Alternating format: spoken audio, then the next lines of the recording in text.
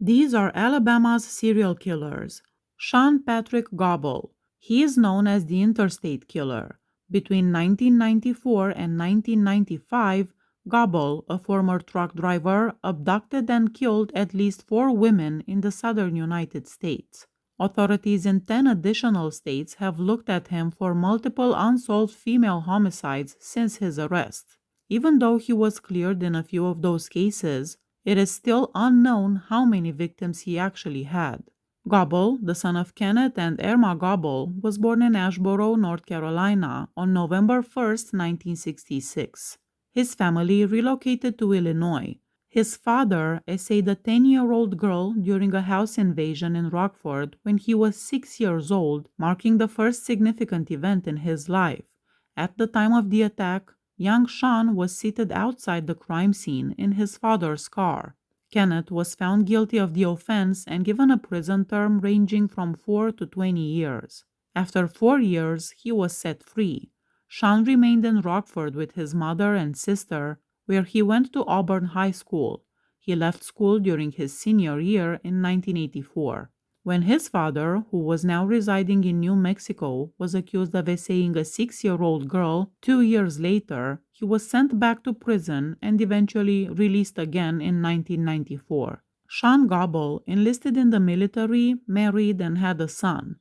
Following the dissolution of his marriage, Sean relocated to North Carolina in 1988 and started driving trucks in 1991.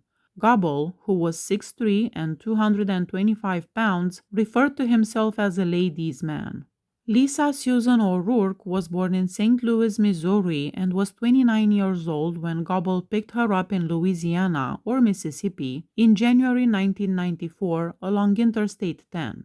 Before he strangled her to death and dumped her body beneath a bridge on Interstate 65 in Alabama, he also essayed her. Her death was first deemed hypothermia, but was later determined to be murder after her body was discovered on January 23. The authorities were able to identify her 4 months later by her fingerprints. The second victim was 45-year-old Brenda K. Hagee. She was a native of Bloomington, Indiana, and had previously been charged with trespassing into truck stops, which were popular places for prostitution in her home state. As a wanderer, she strolled about the east side of the country a lot. On January 22, 1995, she spent time at a homeless shelter in Gainesville, Florida. She traveled to Tennessee the following day, where she was kidnapped by Gobble at a service station. Gobble then essayed her and strangled her to death, breaking her neck in the process. Later, he abandoned her body on an access road to Interstate 81 in Bristol, Virginia. While he was driving away, he ran over her legs. Later that day, the body was discovered. Police launched an investigation after receiving multiple reports, the most promising of which came from a truck driver who claimed to have seen a semi stopped along the same access road hours before the woman's body was discovered. 34-year-old Sherry Tew Manser had been arrested for prostitution between 1982 and 1994. On January 31, 1995, while visiting her sister in Bowie, Maryland, she was last seen alive by her loved ones. She and her 2-year-old niece left the house. The next morning, the little girl was found in Washington, D.C. Gobble picked up Manser in Fredericksburg, Virginia. He claims that before he made the decision to strangle her to death, they had relations. Her body was discovered on February 19 after he disposed of it beside Interstate 40. She was only known as Jane Doe for the following few months because her identity could not be definitively established when it was discovered. 36-year-old Alice Rebecca Haynes was from Columbus, Ohio. She had already been found guilty of prostitution. She made her final call from a truck stop on Interstate 70 in Salina, Kansas, just before she passed away. She then hitched a ride to Tennessee, where Gobble abducted her at a gas station and killed her by suffocating her. He disposed of her body in Virginia along Interstate 81. The fingerprint of Hagee's killer was found in a plastic bag that was left at the scene of her death.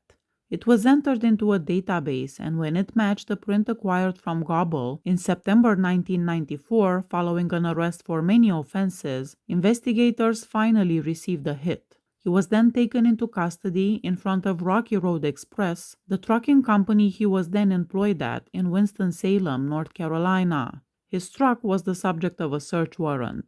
Police discovered Haynes's pocketbook inside of it. They also confiscated women's underwear, travel bags, and vulgar magazines. During an interrogation, Gobble acknowledged that he had slain a lady in North Carolina and confessed to both crimes.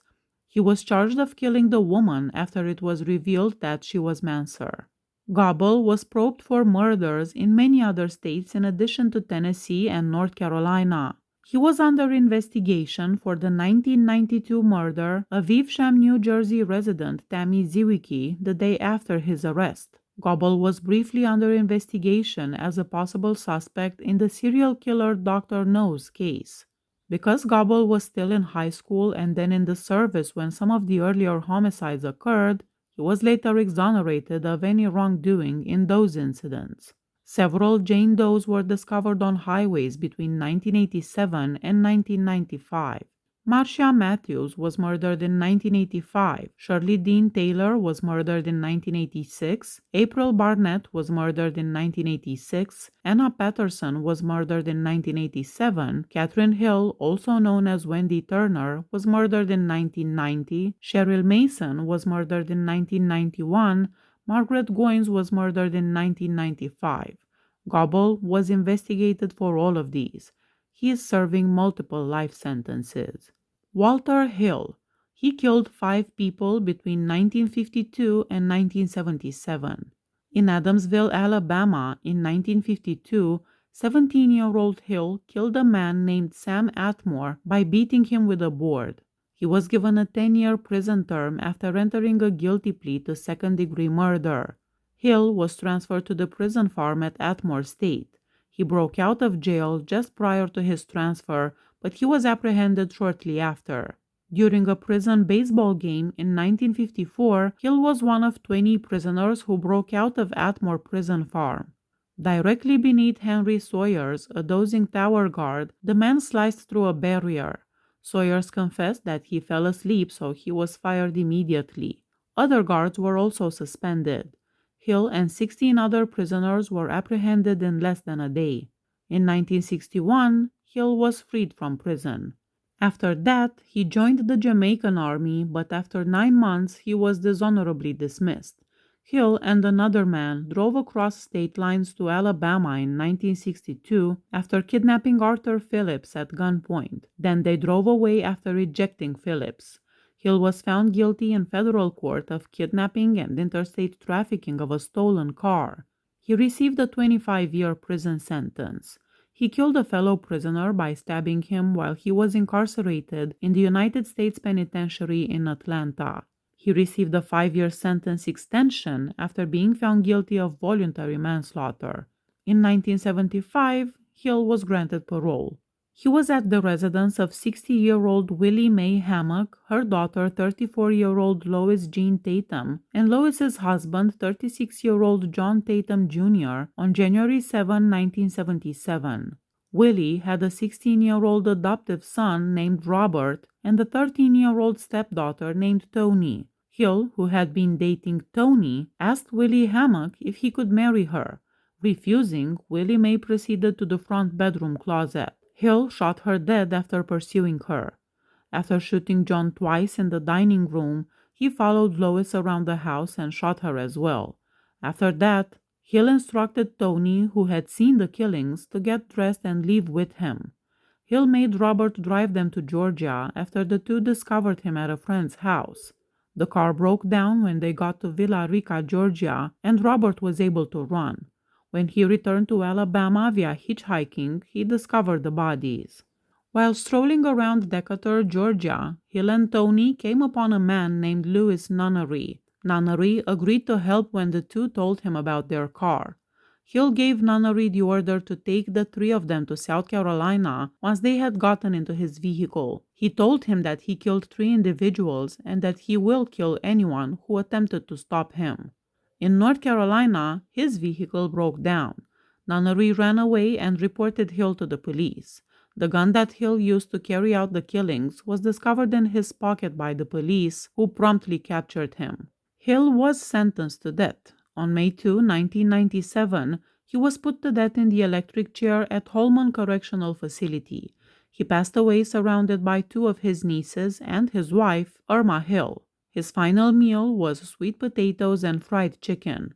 He had no last words. None of Hill's victims' family members were present when he was executed. Please hit that subscribe button if you like my channel. See you next time. Bye bye.